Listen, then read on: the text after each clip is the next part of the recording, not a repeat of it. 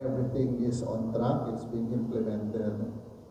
This afternoon, I'm meeting with experts on MedTech, RadTech, PT, and the others, and pharmacy, because Unilab told me that they're having a problem with their pharmacists already. Kinuha daw ng Singapore yung magagaling na pharmacist ng Unilab. So, Joey Ochave told the president that it is a big problem already for the industry. I'm holding a meeting upstairs to prepare the presentation for the president tomorrow. So I hope you allow me to jump in and out. But I am here really to welcome all of you and thank you for joining us in the Memorandum of Understanding ceremony between CHED and Unilab Foundation. The importance of this partnership does not need to be overemphasized. The problem of the well-being of our students, including issues of suicide prevention and mental health awareness, of course has been there for some time. But there are reports that it has really gotten worse over the past couple of years. Gotten worse also during the time of COVID because of the restrictions that were imposed on everyone. And universities all over the country are grappling with this problem. I know that because, of course, I have been a professor in UP for most of my life. And also I chair the Board of Regents of the University of the Philippines. And we've had a lot of problems, mental health problems of students, many of them not reported, but we know that is there. All our universities are looking for all the possible ways by which they could respond.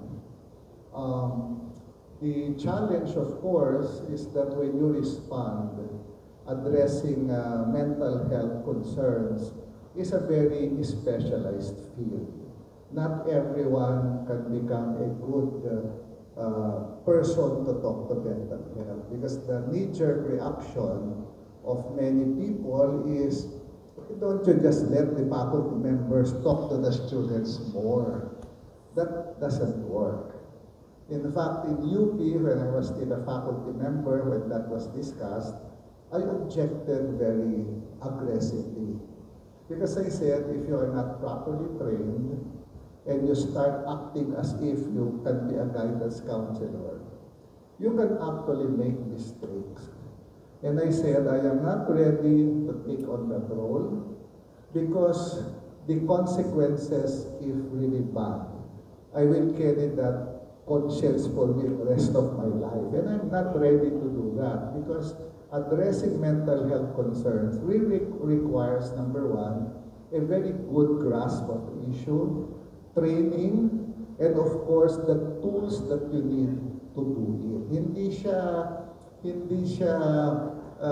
Hindi dapat siya add-on responsibility sa mga faculty members. Kailangan talaga specialized yan. And that is the reason why we welcome the help from Unilab Foundation, because tools that help our faculty members specializing in this field in different universities will really go a long way. I say that because over time, the profile of our students have also dramatically changed. Nung panahon namin ni Dean Alcover, pagka meron kami problema, takot kami magpunta sa guidance. Di ba, Dean? Ikaw ba, Dean? Nagpunta ka ba sa guidance ever? Kasi pag pumunta ka, ang tingin sa'yo may diferensya ka. I mean, you have to admit that during our generation, seeking guidance counseling, seeking help was not an acceptable, practice of students. In fact, we avoided it. I spent 4 years studying in UP. I only went to the guidance counseling once. Not on a mental health problem, because I wanted to be guided whether I should shift in the course I was taking, because I was not happy with the course